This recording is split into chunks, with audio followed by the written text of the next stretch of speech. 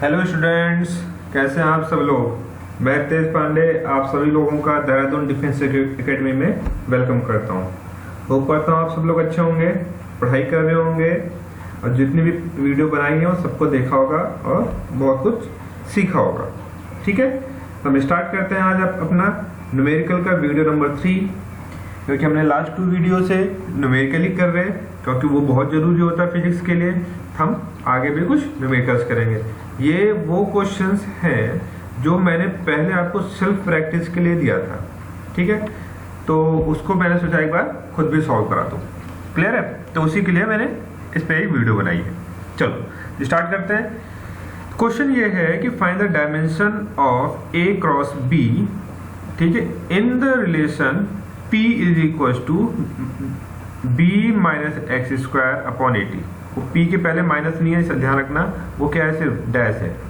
और यहाँ पे P क्या है, पावर है, x क्या है, डिस्टेंस है, एंड T टाइम है। ठीक है, तो पहले हमने एक कॉन्सेप्ट पढ़ा था, एक प्रिंसिपल पढ़ा था, उसका नाम था principle of homogeneity. Principle of homogeneity.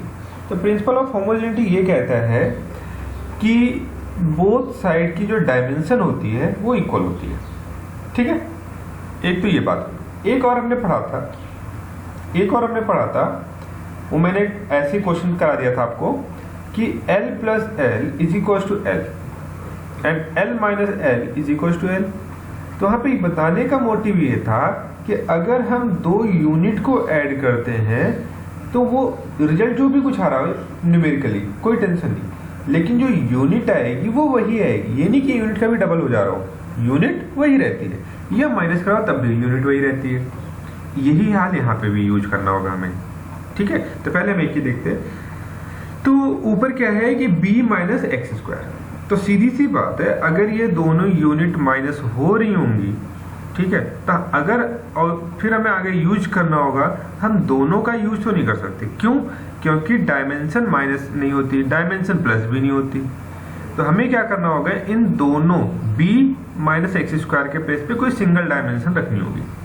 ठीक है, अब अगर सोचो, अगर मान लेते हैं यहाँ पे ऐसा लिखा होता है अकॉर्डिंग टू डेफिनेशन जो मैंने बताई थी, L plus L is equal to L और L minus L is equal to L. अगर ये चीज ध्यान में रखना, और मैं बोल रहा हूँ कि यहाँ पे ऐसा लिखा होता L square minus L square equal to कितना आएगा, तो आप बोलोगे एल स्क्वायर, यही तो बोलोगे ना। मीनिंग क्या हुआ कि अगर b और x की डायमेंशन सेम हो जाए तो हमारा काम बन जाएगा, हम सिंपल एल स्क्वायर लिख देंगे, हमारा काम हो जाएगा। यही काम यहाँ करना है।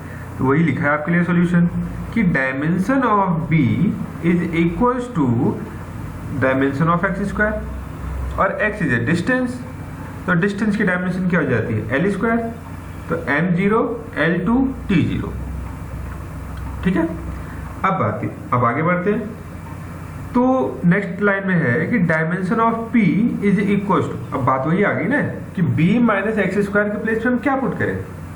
ठीक, तो हमने क्या किया कि b की डायमेंशन क्या कितनी आई थी, एल स्क्वायर। एक्स स्क्वायर की कितनी है, एल स्क्वायर। तो L square minus L square कितना आ जाएगा, एल स्क्वायर। हमने उसके प्लेस पर b माइनस एक्स स्क्वायर के प्लेस पे सिंपल एल स्क्वायर पुट कर दिया, हो गया हमारा काम। और अपॉन में 80 तो है। हमें एक्चुअल में डायमेंशन किसकी चाहिए, ए की। तो ए की वैल्यू निकाल लो, ए इज इक्वल टू क्या आ जाएगा, L square upon P T square. तो एल स्क्वायर रहने दिया, पावर की डायमेंशन हमने पुट कर ली।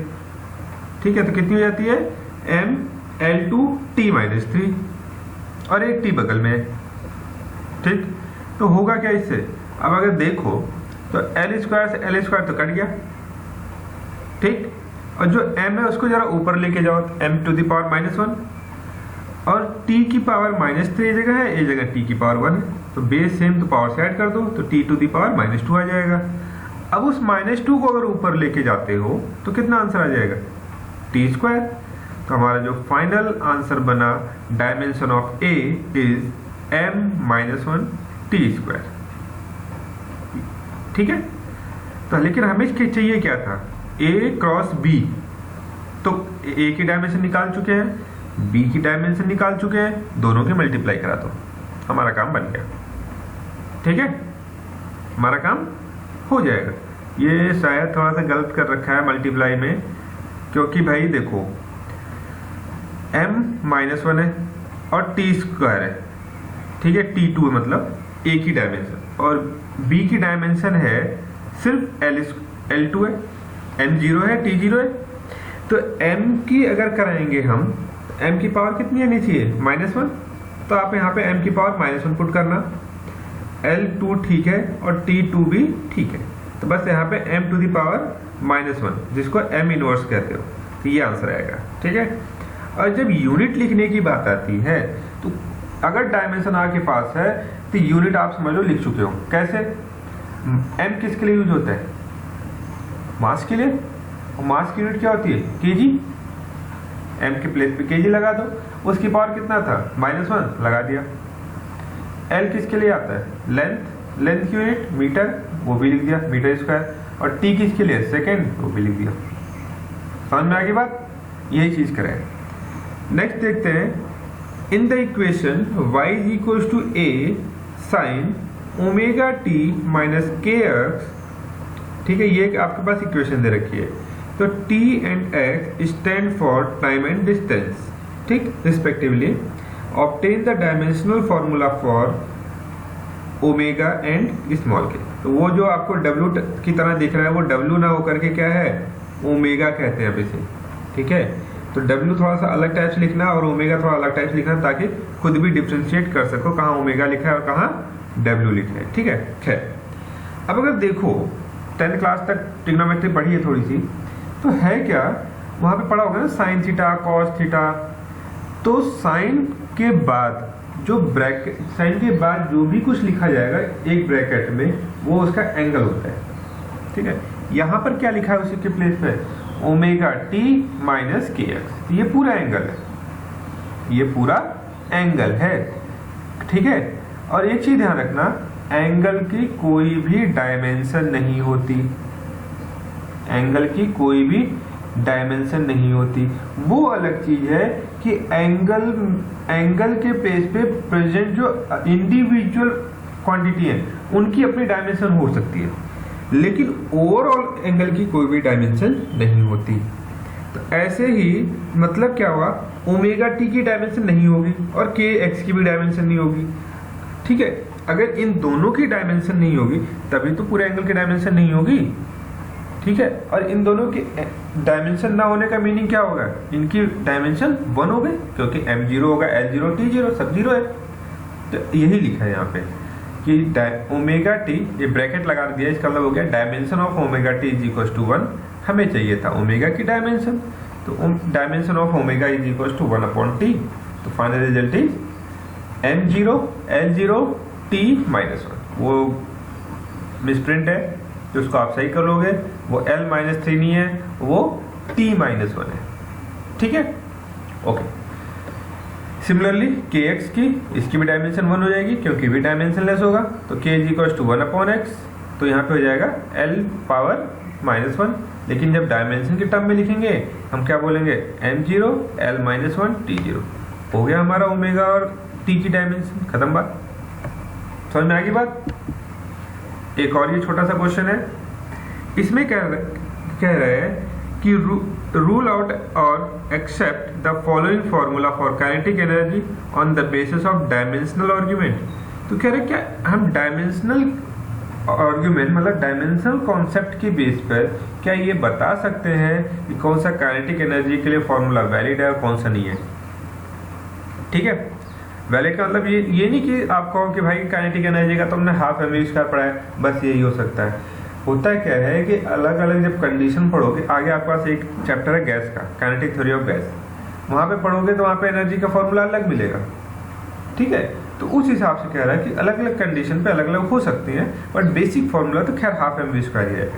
कोई यही है कि ये जो 2 a और b दे रखा है, इसमें से कौन सा काइनेटिक एनर्जी के लिए वैलिड होगा और कौन सा नहीं होगा, ये हमें चेक करना है।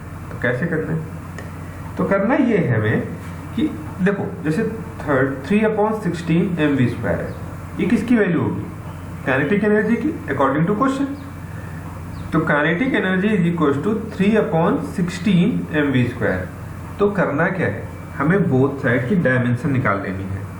और अगर दोनों साइड की डायमेंशन इक्वल होगी, मतलब काइनेटिक एनर्जी की और 3/16 mv² की, तो हम ये कहेंगे हाँ भाई ये किसी भी कंडीशन के लिए, कंडीशन नहीं हमें आइडेंटिफाई करनी है, किसी भी कंडीशन के लिए ये काइनेटिक एनर्जी का फॉर्मूला वैलिड हो सकता है। ठीक है, यही काम करना है। तो जैसे सॉल्यूशन देखो, kinetic energy is equal to half mv², dimension of kinetic energy mL2T-2 बताया था, एनर्जी का वही होता है जो वर्क डन का होता है, और डायमेंशन ऑफ 3/16 mv²। तो कांस्टेंट का तो कोई मतलब ही नहीं होता, कांस्टेंट तो नेगलेक्ट छोड़ दिया हमने, बचा क्या mv², और mv² का क्या होता है mL2T-2। ठीक है, मीनिंग काइनेटिक एनर्जी का और 3/16 mv² की डायमेंशन इक्वल है, तो मतलब ये फॉर्मूला एक्सेप्टेबल है, किसी भी कंडीशन के लिए हो सकता है। ठीक है, सेकंड देखते हैं, काइनेटिक एनर्जी का तो आपने निकाल ही दिया है कि mL2T-2, तो यहाँ भी हाफ mv² प्लस ma है, तो हाफ mv² का क्या हो जाएगा mL2T-2, ma का कितना होगा mLT-2। क्या ये दोनों ऐड हो सकते हैं? नहीं हो सकते, क्योंकि दोनों डायमेंशन सेम नहीं है। अब दूसरी चीज, और डायमेंशन ठीक है, जब सेम नहीं होते, सॉरी अगर मान लो सेम होते हैं, तो हम ऐड का मतलब ये नहीं कि ट्वाइस लगा देंगे, ऐड का मतलब ये होता है कि जब दो सेम डायमेंशन होती है तो ऐड होकर के डायमेंशन वही आ जाएगा, न्यूमेरिकल वैल्यू अलग चीज है। लेकिन यहाँ पे तो सेम ही नहीं है ना। अब ये ऐसा तो नहीं कर सकते ना हम कि जैसे रेशियो निकालते हैं हम ये कहें कि भाई 500 ग्राम और 5 किलोग्राम के रेशियो कितना होगा, 5 किलोग्राम और 500 ग्राम का रेशियो कितना होगा, तो आप निकाल के बता दो। लेकिन ठीक है, या कोई बोलेगा नहीं निकल सकता, तो क्यों नहीं निकल सकता भाई? क्योंकि दोनों चीजें सेम नहीं है, जब तक सेम नहीं है तब तक सॉल्यूशन नहीं। यहाँ पे तो सेम है नहीं, तो हम आगे का कोई स्टेप फॉलो कर ही नहीं सकते, और इसलिए ये क्या हो जाएगा, एक्सेप्टेबल नहीं होगा। ठीक है, ये आपके कुछ क्वेश्चंस थे जो आ जाते हैं कभी कभी एग्जाम में, तो होप करता हूँ आपको समझ में आया होगा। आप इसकी प्रैक्टिस करिए, जितनी ज़्यादा प्रैक्टिस करेंगे उतने ही अच्छे हो जाओगे न्यूमेरिकल में, और उतनी ही इजी लगने लगेगी फिजिक्स। ठीक है, चलो मिलते हैं फिर नेक्स्ट वीडियो में, तब तक के लिए बाय बाय।